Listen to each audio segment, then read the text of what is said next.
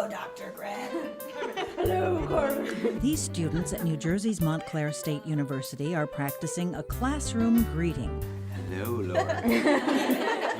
It's part of the fun and excitement of becoming the kind of teacher the school describes in its Portrait of a Teacher. One of the things that sets us apart is that we do have a very clear vision for what we believe constitutes good teaching and learning and schooling. So why do activities in your classroom like this?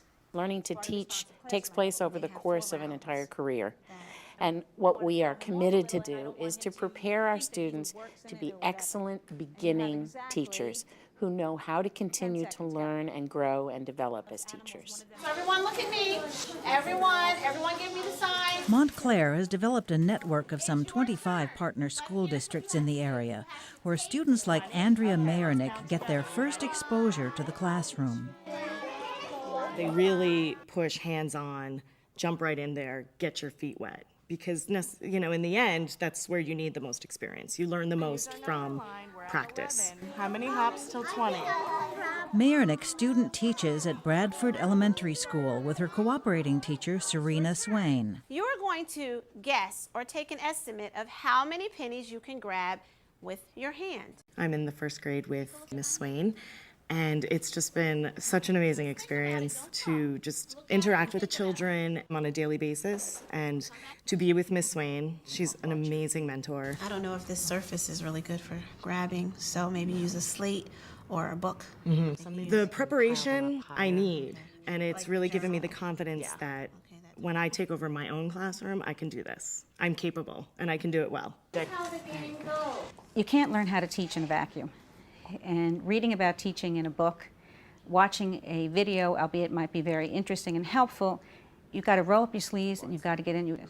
We want them to see the complexity of what it means to be in a classroom. And let's count back 14. Student teaching, well, it's a journey. I spend a lot of time at home doing lesson plan preparation. I observe my cooperating teacher a lot, trying to pick up on her style of teaching. Who could tell me what these are, Mr. Melandri?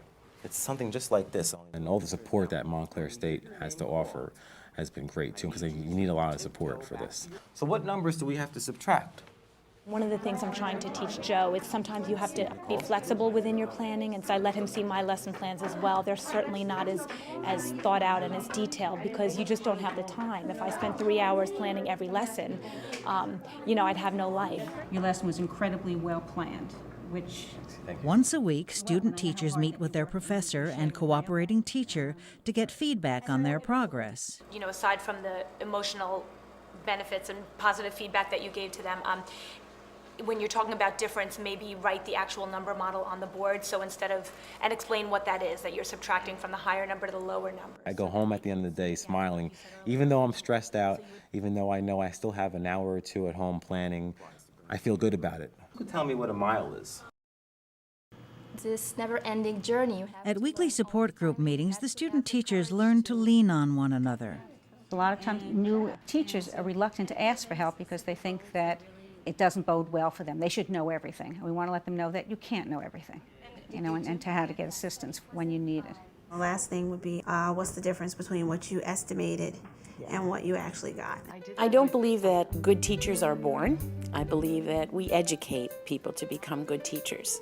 Students come to us already with a love of learning, and our job is to help them translate that love of learning and a desire to work with children or young adolescents and a desire to make a difference in society. We need to take that and develop it into a person who has the skills and the strategies and the knowledge to achieve that, because it isn't so easy. It's actually quite difficult.